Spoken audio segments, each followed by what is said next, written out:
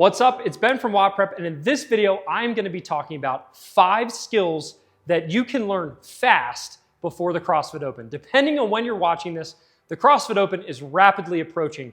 But the good news is that if you watch this video, I'm going to teach you 5 different skills that, in theory, you can learn very, very quickly, depending on your ability level. That's going to drastically impact your performance on the leaderboard and in the Open. I can virtually guarantee that out of the 5 movements that I'm going to talk about in this video, 4 of them will show up in some capacity in the CrossFit Open workouts. Even though Open workouts are constantly varied and you never know what's coming, you do know that at least 4 of these will be showing up in the Open. The way I'm organizing this video is I'm actually going to start with the easiest movement, and then we're going to get a little bit harder as we go. So at some point, it might get too tough for you because you don't have some of the advanced skills, but don't worry, I promise if you are trying to RX more Open workouts, this entire video is really going to help you out.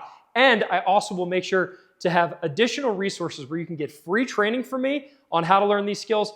And also, if you really want to take it up a notch and have the fastest progress possible, we do have online courses that can teach you step-by-step how to RX these movements, guaranteed, or your money back. So with that, let's start with number 1, the easiest and also probably most important skill to make sure you have in your arsenal before the Open, and that is double unders. Yes, double unders. They're going to show up every single year in the Open, and this year is no different. They're going to be there. When it comes to learning double unders, there's kind of 2 different camps. You have people who are beginners who are trying to get their first reps or maybe the first few unbroken. And then you have advanced athletes that can do 25 plus unbroken, no problem. For this video, I really want to focus on that first group. If you're someone who's trying to learn double unders, I'm going to give you a couple quick tips. And again, I have a lot more resources on how to learn double unders. What I find is that a lot of people, especially beginners, when they're trying to learn double unders, they immediately pick up the fastest rope they can possibly find. Like this, this is an RX Marker Evo G2 rope. It is the fastest and most awesome rope I've ever used. However, the problem with that is that's like trying to learn how to drive a car, and your first car is a Ferrari. You don't want to start with the fastest, most powerful, quickest speed demon thing possible. You actually want to slow it down and pick up a minivan, pick up a slow truck, pick up something that is a little heavier, a little slower, and it's going to cause you to make less mistakes. This is a rope. This is the RX Smart Gear custom fit with a buff cable. The key here is you need to find a rope that's a little bit heavier and probably a little bit longer than you think you need. And here's why. A heavier rope is going to give you more feedback as you spin, so you'll be able to actually feel the rope as it rotates around your body. And a slightly longer rope tends to cause less mistakes. And here's why. When I'm doing double unders, if you can't hear the rope tapping the ground, do you hear that? Tap, tap. Tap, tap, tap, tap, tap, tap. If you can't hear that rope clicking the ground, that means your rope is probably too short. Yes, you can think about keeping your hands farther down below your sides, but that's honestly not that easy to fix. So instead of having to force your hands down, I don't care where your hands are for now. If you're trying to learn double unders, get a longer rope so that that rope is making contact with the ground, and get a rope that has a heavier cable. Like this one, 3.4 ounces. It's great. It's less flexible than the crazy speed ropes, and it keeps its form around your body better. So if you're a beginner trying to learn your first double unders or first unbroken double unders, again, I'm going to have some resources down below, including some free training and a step-by-step course that will teach you exactly how to do unbroken double unders. But if you just want the nitty-gritty, get a slightly longer rope with a slightly heavier cable, and it will work really well. I love the RX Smart Gear custom fit rope with the buff 3.4 ounce cable. That is a great beginner rope. Don't have the cheap Amazon rope with the super light cable, and don't have the crazy, ridiculous fast speed rope. That's not what we want for beginners. So double unders, they're showing up in the Open. You need to know how to do them. If you can't do unbroken sets, yes, in the Open, you can do double, single, double, single. You can mix it up, right? You can do single, double, single, double. That's going to help you accumulate reps.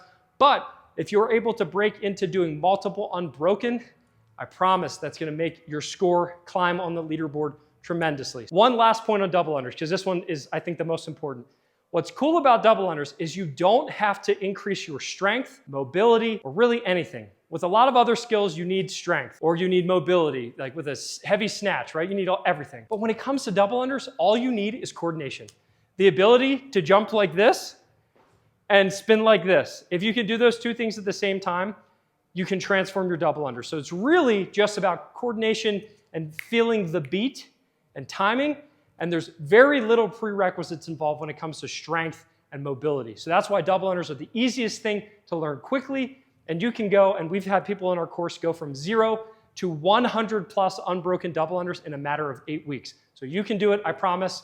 Resources down below. Let's move on to the second most important skill that I think you should have in your arsenal, and that is toes to bar. Toes to bar are a movement, again, that shows up every single year in the Open. And if you can get toes to bar and do them consistently, it's gonna help you climb the leaderboard. Let's talk specifically for people who are trying to learn toes to bar. Oftentimes, I see people struggle to get their toes to the bar, and they do something like this, and they're like, I can't get it, I can't get it. Super easy fix to help you get your first toes to bar is look up. That's all you need to do. Look up, lean back, tuck, flick. I know that was a lot of steps, but let me show you. If you're truly just trying to get your first toes to bar, if you jump up to the bar, and even if you don't have a kip at all, if I look up, so I'm getting my head out of the way, I'm shortening this angle here, I look up, lean back, and lift my knees, and then flick to the bar, you might just be able to get your first toes to bar. Now, there is some core strength and hip flexor strength and all kinds of other things involved, but if you add in a little bit of a kip swing, so let's say I hop up, maybe do a little bit of kip swing, and then I do that same thing, look up, lean back, tuck, flick. Getting your toes to the bar might actually be easier than you think. If you can do toes to bar, even if you're just doing quick singles, you can get great open scores. In fact, as someone who can do almost 50 toes to bar unbroken, there are still open workouts where I will deliberately choose to do quick singles or small sets of 3 to 5, okay? So even if you can't do a big unbroken set of toes to bar, don't let that discourage you. You can still do them, especially if you work on jumping in to a good kip swing, and then you look up, lean back, tuck, and flick. So I jump up, kip, boom. Shake it out, do it again. Up, kip, boom. So as you're practicing toes to bar, yes, you can practice big unbroken sets, but when it comes to the Open and when it comes to the people who are probably watching this video, being very proficient at quick singles is going to be so much more beneficial than being able to hit a set of 10 unbroken and then you crash and burn and can't hit any. So focus on quick singles, remember that progression, jump up, get into that nice strong kipping pattern. So arch, when you lean back, all I want you to do is look up, tuck your knees, flick. If you do that, you might be surprised at how many toes to bar you can do. And remember, quick singles for most people in the Open, especially people who are on that RX scaled borderline level, I promise you quick singles is a great strategy to use throughout the Open. And if you can get your toes to the bar, you're gonna climb the leaderboard tremendously, especially if you can accumulate reps. Even if they're quick singles, you will do much better in the Open. So that's what I have to say about toes to bar. And also, yes, I do have various toes to bar tips, including free tutorials and a step-by-step toes to bar training guide if you are someone who really wants to make fast progress. And with that, now let's move on. Let's get a little bit harder, and it's time to move on to movement number 3, which is chest to bar. If you're someone that's trying to learn your first chest to bar pull-up and you maybe can't quite figure it out, here are a couple quick details that I want to share. And again, I do have resources down below to help you learn even more. Oftentimes when people can't get their chest to the bar, it's because they are not generating enough momentum on the initial kip. So they come to the bar and they do something like this. All right, I'm on the bar. All right, I'm gonna try to kip and, right? And they don't even get close. If you're someone who's truly trying to get your first chest to bar, here's what I suggest. Focus on a very, very big first kip. And here's how you can do that. When I'm jumping up to the bar, I want you to jump as high as possible. If you can, get your eyes to bar level and then drop into a really aggressive arch, and then you'll have so much more momentum to actually finish the pop and pull. So here's what it looks like. Instead of this, where I have no momentum, no potential energy, and I try to kip my way up there. I want you to focus on making that first kip count. So I step back a little bit, I jump really, really high, big kip, boom. And you can see I wasn't even putting that much effort into it, and I pulled the bar to like here. So if you're having issues getting your chest to the bar, focus on a bigger jump into that initial rep. Another thing that you can do is use the box drop-in method. I don't have a box here right now, but I'll just use a J-hook to demonstrate. So you grab the bar, and then from here, you'll notice I'm really, really high up in the air. I can literally jump into that kip, and it's gonna give me all the momentum I need to get my chest to the bar. So if you can't do it from actually jumping off the ground, use a box or a J-hook to drop into that initial rep. As long as you pass through that kip with your arms extended, it's still gonna be a good rep. And again, I don't care how many you can do unbroken. What I do care about is can you get one rep every time consistently. Jump up, get your big kip, touch your chest, drop, shake it out, and do it again. If you're someone that can accumulate singles like that, you will go very far in a chest to bar open workout. And another thing to talk about when it comes to the open especially, that's when a lot of people have a tendency to rip their calluses on their hands. I highly recommend picking up a pair of decent grips. These are the RX Mark here, Alex Smith grips. They're great, they're leather, they're durable. Chalk them up heavily. Wear grips, especially in the pull-up, toes to bar muscle up, any heavy workout where we're doing a lot of pulling from the pull-up bar. Definitely wear some grips. It's gonna help protect your hands. And I do have another video, an updated, brand new video here on YouTube where I talk about in detail how I take care of my hands to make sure I don't rip or tear or do anything nasty and have blood gushing all over the place. So go check that out. And yes, I do have resources to help you learn chest to bar pull-ups and kipping pull-ups, including a full training course. All those resources are down in the description below. Now it's time to take it up a notch. We're getting a little bit harder, right? We went from double unders, easy, toes to bar, easy-ish, chest to bar, a little bit harder. Now it's time to talk about bar muscle ups. If you can't do any chest to bar pull-ups, you don't have to keep watching this video unless you really want to learn how to do bar muscle ups. But if you're someone who's watching this video and you can do 7 strict pull-ups unbroken, 7 unbroken kipping chest to bar pull-ups, and 7 unbroken toes to bar, then you absolutely can do the next movement, which is a bar muscle up. Oftentimes, athletes don't realize how close they actually are to getting a bar muscle up. Everything I said for the chest to bar also applies to the bar muscle up in the sense of I don't care how many you can do unbroken in the open. What I care about is can you do one single consistently? And also the main thing that I see athletes missing when it comes to doing those bar muscle ups is their first kip looks like this. They jump up and they're like, I can't do it. That's because you're very lazy with that initial kip. But if you jump really high and get that ridiculously strong arch position with lots of momentum, or you jump and do that box drop-in or J-hook drop-in method, you will be able to generate a lot more momentum and it's gonna help you get above the bar. I jump really, really high, big kip, and then it's almost inevitable that if you have the prerequisites and you generate enough momentum with that initial kip, you will be able to get above the bar. I have so many different cues and techniques to help you get that transition and get over the bar and what to do with your hands and all kinds of stuff.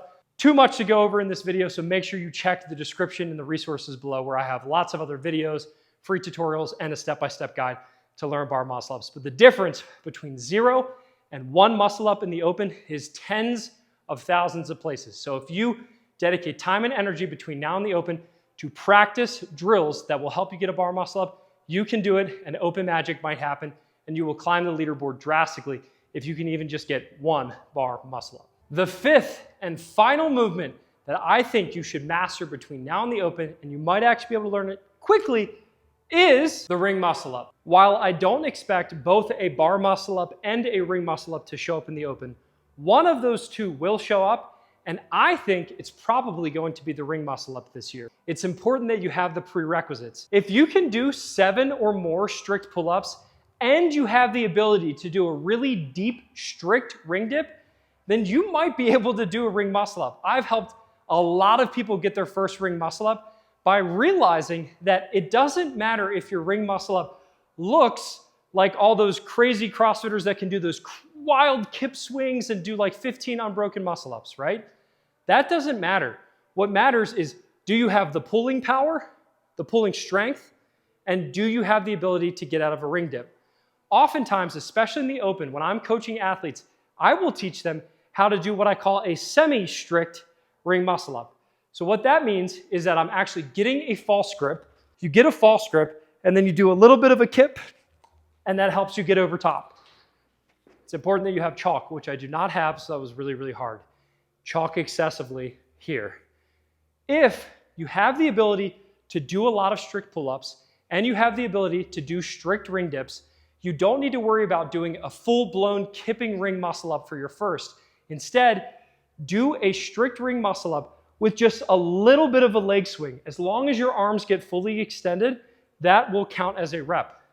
Just like I mentioned for the chest to bar and the bar muscle up, I find a lot of athletes do well putting a box on either side of them or maybe just stepping off of one.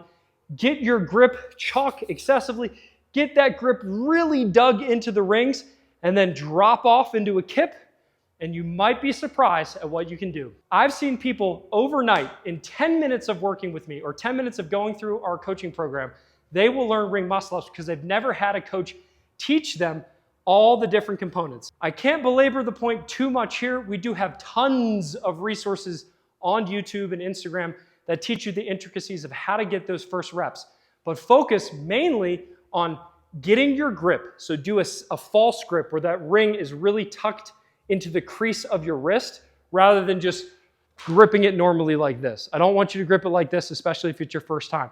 Try to actually get that false grip in there, add a little bit of a kip, a little bit of momentum, and then pull those rings to your chest, and then simply lean forward or look at the ground. Just with those couple simple cues and lots of chalk, you can get a ring muscle up if you have those prerequisites. So we've covered a lot in this video. And yes, as I've said too many times already, we have all these resources, detailed videos, step-by-step breakdowns of how to do each one of these movements ad nauseum on YouTube. And I have a full-blown step-by-step 8-week training course that teaches you how to RX each one of these movements, guaranteed or your money back. All those resources are down below. If you have any other questions about how to learn these movements, or you have any feedback, or you have a specific movement that you're working on between now and the open, I'd love to hear about it in the comments. I want to help you get your best score possible. I want to help you go from scale to RX. And if you master all of these skills, or at least pick up 1 or 2 more between now and the open, I promise you will have a better open, and you're going to climb the leaderboard, and you're going to have a great time. Can't wait to see your open magic. If you do get your first of any of these movements, please tag me on social media at WODprep. Let me know that you learned your first X, Y, or Z, and I would love to reshare your story about how WODprep helped you RX a movement. And with that, I will see you in next week's video.